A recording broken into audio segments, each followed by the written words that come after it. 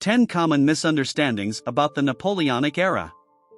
The early 19th century was a time of monumental change and historical significance, defined in part by Napoleon Bonaparte's rise and fall.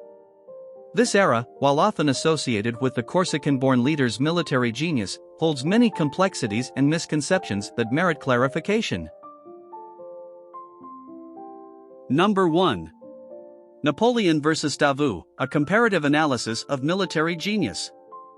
Napoleon Bonaparte's military legacy, often perceived as unparalleled, faces a significant challenge when compared to the accomplishments of Louis-Nicolas Davout. Davout, the youngest of Napoleon's field marshals, demonstrated exceptional tactical brilliance and strategic insight, crucial in pivotal battles such as Austerlitz and Wagram. His strategic foresight was particularly evident in the organization of the French army for the 1812 Russian campaign. Unlike Napoleon, Davout remained undefeated in battle, even under daunting odds, most notably at Auerstedt, where he triumphed despite being significantly outnumbered. This remarkable record casts Davout as a potentially superior military mind, often overshadowed by the more famous Bonaparte. Number 2. The French army was the best it has ever been. The French military under Napoleon, often idealized for its rapid movements and effective engagements, had significant shortcomings, particularly in infantry training and discipline. Reports suggest a surprising level of inadequacy in training, with Marshal Saint-Cyr estimating a high rate of friendly fire casualties, undermining the perceived invincibility of Napoleon's forces. Additionally, the conduct of the French army during campaigns was marked by widespread pillaging and other morally questionable practices, significantly deviating from the glorified image of a disciplined and honorable military force.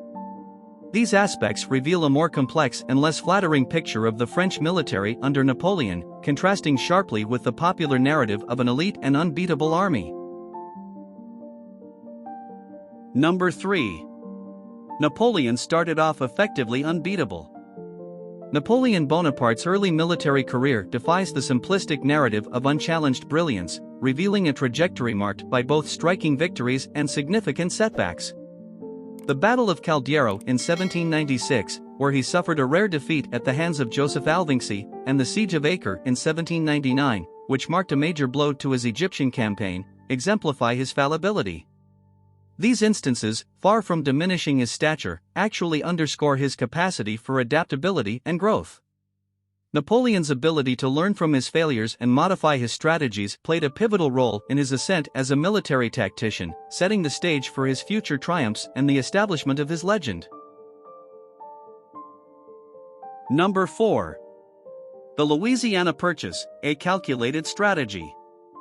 The Louisiana Purchase, while often portrayed as a hasty decision by Napoleon, was in reality a calculated strategic move shaped by the geopolitical realities of the early 19th century. This transaction served multiple purposes. It provided the French government with essential funds at a critical time, especially given the looming conflicts with Britain and other European powers, and helped alleviate the logistical strains of maintaining distant American territories, especially in the wake of losing Haiti. Furthermore, the sale played into a broader strategy of geopolitical maneuvering, as it strengthened the United States, a rising power, potentially to act as a counterweight to British influence in North America.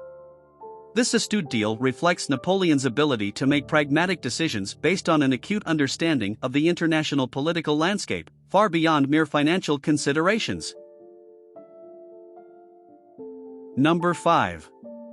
French wore blue, British wore red. The common perception of military uniforms during the Napoleonic Wars being predominantly blue for the French and red for the British overlooks the rich diversity in military attire. French forces, for example, included units like the Dutch Grenadiers in white and Dragoon cavalry in green. Notably, their ranks also featured Mamluk cavalry, whose vivid red vests and turbans added an exotic element to the battlefield. On the British side, the inclusion of rifle regiments in practical green uniforms and hussar cavalry dressed in blue demonstrates a departure from the stereotypical red.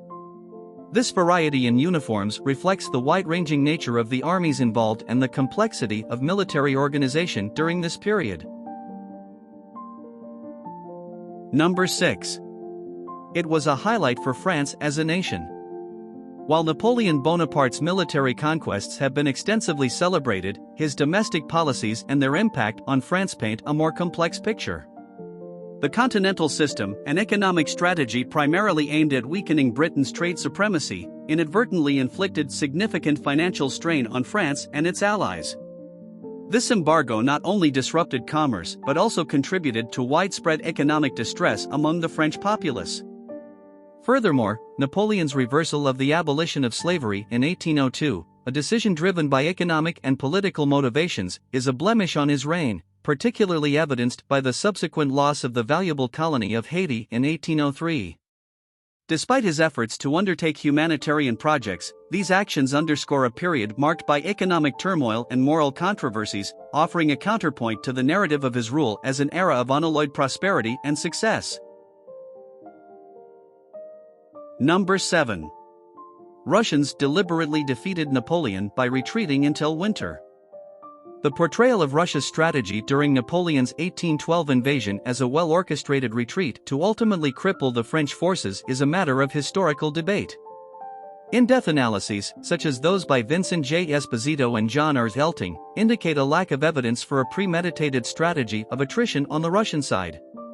The tenacious resistance observed in battles like Smolensk, which resulted in significant Russian casualties, does not align with a calculated retreat. Moreover, the decision to abandon Moscow and subsequent scorched earth tactics seem to have been adopted more out of necessity than as part of a grand strategic design.